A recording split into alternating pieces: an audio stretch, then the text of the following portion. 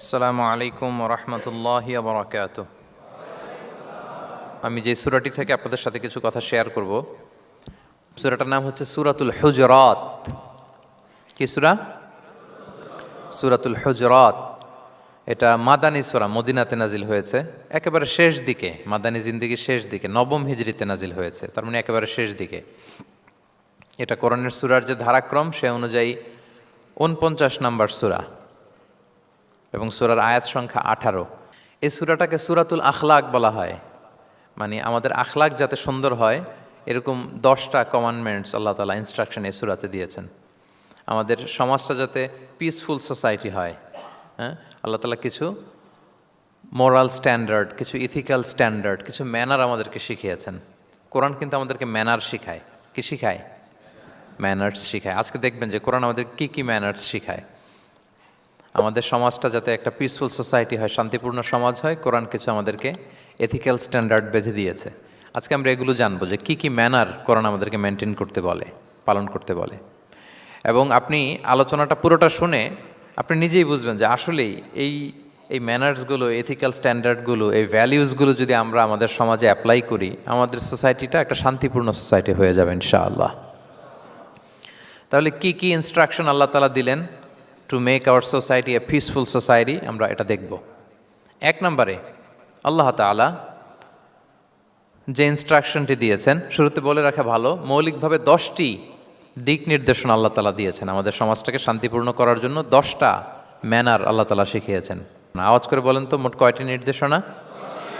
10টি। আমরা গুনে গুনে সামনের দিকে আগাবো। ১ নম্বরে আল্লাহ তাআলা বললেন, ইয়া আইয়ুহাল্লাযীনা আমানু লা তুকদ্দিমু বাইনা ইয়াদাইল্লাহি ওয়া রাসূলিহি ওয়াত্তাকুল্লাহ ইন্নাল্লাহা সামিউন আলিম। ওহে বিশ্বাসীরা, তোমরা আল্লাহ আল্লাহর রাসূল তোমাদেরকে যা করতে বলে এইটার চেয়ে বেশি অ্যাডভান্স হয়েও না, অতটুকুতেই থাকো, ওইটাতেই কল্যাণ, ওইটাতেই বরকত। আল্লাহ আল্লাহ রাসূলের চাইতে বেশি বোঝা যাবে না, ওনারা যেটা বলেছেন এটাই ফাইনাল। মা কানা লিমুমিনিন ওয়ালা মুমিনাতিন ইযা কাদাল্লাহু ওয়া রাসূলুহু আমরান আইয়াকুনা লাহুমুল খিয়ারাতু মিন আমরিহিম। আল্লাহ আল্লাহ রাসূল যদি আমাদেরকে কোনো নির্দেশনা দেয়, তখন কোনো বিশ্বাসীর জন্য এটা মানলেও চলে, না মানলেও চলে, এরকম ভাবা যাবে? আল্লাহ রাসূলের পক্ষ থেকে, আল্লাহর পক্ষ থেকে একটা আদেশ আসছে, এখন এই আদেশ আপনি মানলেও হয়, না মানলেও হয়, এরকম নাকি ব্যাপারটা? বলেন তো। বরং মানতেই হবে। বরং কি? মানতেই হবে। এটা কম্পালসারি, এটা অপশনাল না। তাহলে সমাজকে শান্তিপূর্ণ করার ১ নাম্বার গাইডলাইন হচ্ছে আল্লাহ রাসূলের পক্ষ থেকে যে নির্দেশনা আসবে এটা আপনাকে কম্পালসারি টু অ্যাবাইড বাই, এটা মানতেই আপনাকে হবে।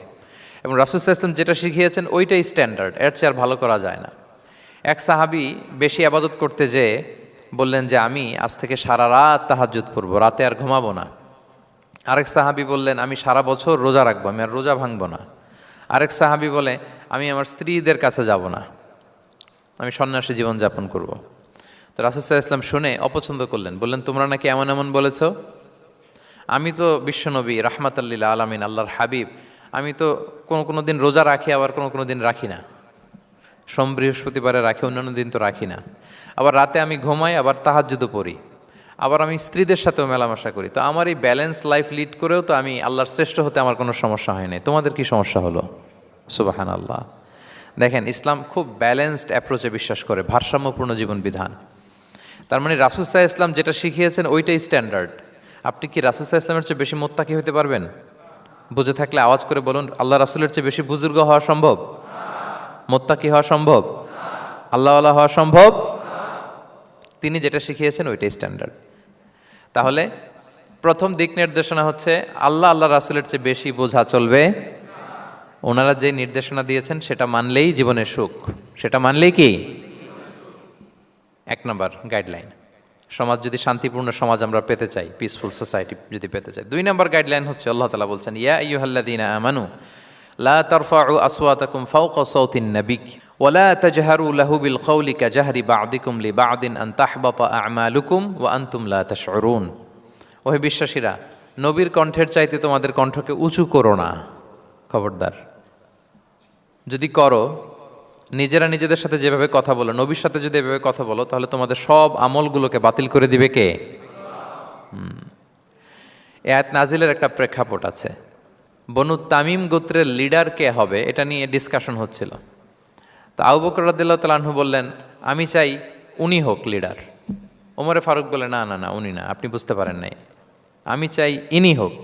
আবু বকর বলে, ওমর তুমি ঠিক বলো না, আমি বললে তুমি খুলে উল্টাটা বলো, উনি হলে ভালো হয়। ওমরে ফারুক বলে, না না না, উনি না, উনি হলে। এই যে উনি উনি করে দুইজন তর্ক বিতর্ক করতে করতে ওনাদের কণ্ঠটা রাসূল সাল্লাল্লাহু আলাইহি ওয়াসাল্লামের কণ্ঠের চাইতে একটু উঁচু হয়ে গেল, যেটা দেখতে অনেকটা অশোভন ছিল, সুন্দর দেখাচ্ছিল না। তো রাসূল সাল্লাল্লাহু আলাইহি ওয়াসাল্লাম সামনে বসা, ওনার সামনে উঁচু গলা করে কেউ কথা বলবে, এটা আল্লাহ বরদাশত করলেন না। আরশের উপর থেকে আল্লাহ তাআলা আয়াত নাজিল করলেন, লা তারফাউ আসওয়াতাকুম ফাওকা সাওতিন নবী, খবরদার নবীর কণ্ঠের চাইতে যেন তোমাদের কণ্ঠ উঁচু হয়ে না যায়। যদি যায় তাহলে তোমাদের আমলগুলো বাতিল হয়ে যাবে, এবং নিজেরা নিজেদেরকে যেভাবে ডাকো সেভাবে ডেকো না, এরকম করলে আমল বাতিল হয়ে যাবে। তো আল্লাহ তাআলা এখানে আদব শিক্ষা দিলেন যে রাসূল সাল্লাল্লাহু আলাইহি ওয়াসাল্লামের সামনে কথা বলতে গেলে খুব ভদ্র ভাষায় কথা বলতে হবে, শালীন ভাষায় কথা বলতে হবে। মজার ব্যাপার হচ্ছে, আপনারা জানেন কিনা জানি না, যারা হজ উমরা করেছেন আপনারা দেখবেন যে রাসূল সাল্লাল্লাহু আলাইহি ওয়াসাল্লামের পবিত্র কবরের উপর এই আয়াতটা এখনও লেখা আছে যে লা তারফাউ আসওয়াতাকুম ফাওকা সাওতিন নবী, নবীর কণ্ঠের চাইতে যেন কণ্ঠ উঁচু হয়ে না যায়।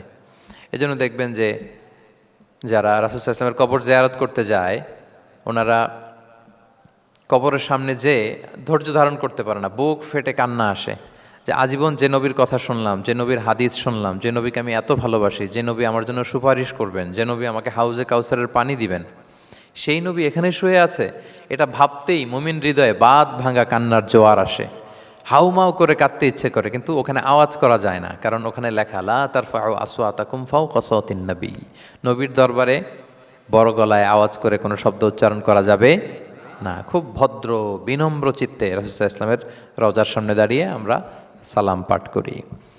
তো এই নিয়মটা শুধু যে রাসূল সাল্লাল্লাহু আলাইহি ওয়াসাল্লামের জন্যই খাস তা নয়, আমাদের আব্বা আম্মা, আমাদের শিক্ষক, মুরব্বী, আধ্যাত্মিক নেতা, ধর্মীয় গুরু, ইসলামী আন্দোলনের বড় লিডার, এরকম যে কারো সামনে বড় গলায় উঁচু গলায় আওয়াজ করে কথা বলা যাবে না, বরং সেখানে ভদ্রতা, এটিকেটস, নম্রতা, এটা বজায় রাখতে হবে। এটা বুঝতে পেরেছেন? হ্যাঁ। পাশাপাশি রাসূল সাল্লাল্লাহু আলাইহি ওয়াসাল্লাম একবার দুপুরবেলায় ওনার ঘরে শুয়েছিলেন। সূরার নাম হচ্ছে সূরাতুল হুজুরাত, মনে আছে তো আপনাদের? সূরার নাম কি? হ্যাঁ, হুজুরাত মানে হচ্ছে কম্পার্টমেন্ট বা অ্যাপার্টমেন্ট, যেখানে মানুষ থাকে আর কি। রাসূল সাল্লাল্লাহু আলাইহি ওয়াসাল্লাম এরকম 9টা হুজরাখানা ছিল। আপনার বাংলাদেশে ইমাম সাহেবের হুজরাখানা, এই শব্দটার সাথে পরিচিত না সবাই? এই হুজরাখানা থেকে আল হুজরাত, রাসূল সাল্লাল্লাহু আলাইহি ওয়াসাল্লামের 9 জন স্ত্রী এই 9টা হুজরাতে থাকতেন, এবং এগুলো মসজিদে নববীর সাথে অ্যাটাচ করা ছিল। দুপুরে খেয়ে রাসূল সাল্লাল্লাহু আলাইহি ওয়াসাল্লাম কাইলুলা করছেন, বিশ্রাম নিচ্ছেন। হঠাৎ কিছু বেদুইন লোক, যাদের মধ্যে সভ্যতার ছোঁয়া লাগেনি, তারা এসে রাসূল সাল্লাল্লাহু আলাইহি ওয়াসাল্লামকে ডাকতে আরম্ভ করলো, ইয়া মুহাম্মদ উখরুজ ইলাইনা, ইয়া মুহাম্মদ উখরুজ, এই মুহাম্মদ বেরো বেরো, কথা আছে, এই মুহাম্মদ বেরো বেরো।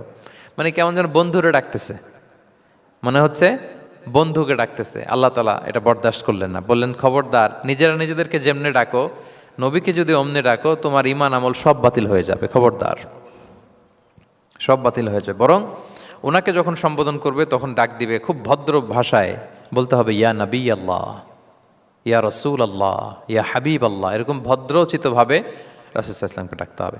তাহলে রাসূলের সামনে কণ্ঠ উঁচু করার কারণে আল্লাহ তাআলা এই আয়াত নাজিল করলেন, এবং এই আয়াত নাজিলের পরে ওমরে ফারুক রাদিয়াল্লাহু তাআলা আনহু এত ভয় পেলেন। এরপরে রাসূল সাল্লাল্লাহু আলাইহি ওয়াসাল্লামের সামনে কথা বলতে গেলে উনি এত আস্তে কথা বলতেন, ওই যে বেশি জোরে যদি কথা বলে তাহলে আমার সব আমল বাতিল হয়ে যাবে, এত আস্তে বলতেন। রাসূল সাল্লাল্লাহু আলাইহি ওয়াসাল্লাম জিজ্ঞেস করা লাগতো, ওমর কি বললে, আবার বলো তো, একটু জোরে বলো, ওমর আরেকটু জোরে বলো, আরেকটু জোরে বলো। সুবহানাল্লাহ। মানে এত মিন মিন করে, এত ক্ষীণ ক্ষীণ শব্দে ওমর ফারুক কথা বলতে লাগলেন যে রাসূল সাল্লাল্লাহু আলাইহি ওয়াসাল্লামের বুঝতে কষ্ট হচ্ছিল কথা। তখন তিনি বলতেন, ওমর আরেকটু জোরে বলো না, কি বললে বুঝলাম না, আরেকটু জোরে বলো। ওনারা এতটা ভয় পেয়েছিলেন এই আয়াত নাজিল হওয়ার পরে। তাহলে 2 নাম্বার ইনস্ট্রাকশন হচ্ছে, মুরব্বী, শিক্ষক, উস্তাজ, ধর্মীয় গুরু, আধ্যাত্মিক নেতা, ইসলামী আন্দোলনের বড় নেতা, এরকম রেসপেক্টেড কারো সামনে উচ্চবাচ্য করে কথা বলা উচিত না। এটা আদবের খেলাফ, শিষ্টাচারের খেলাফ। আর আমরা বলেছি এই সূরাটা আমাদের শিষ্টাচার নিয়ে কথা বলে, সামাজিক রীতিনীতি, শিষ্টাচার, এটিকেটস নিয়ে কথা বলে। তাহলে এই যে 2টা ইনস্ট্রাকশন গেল।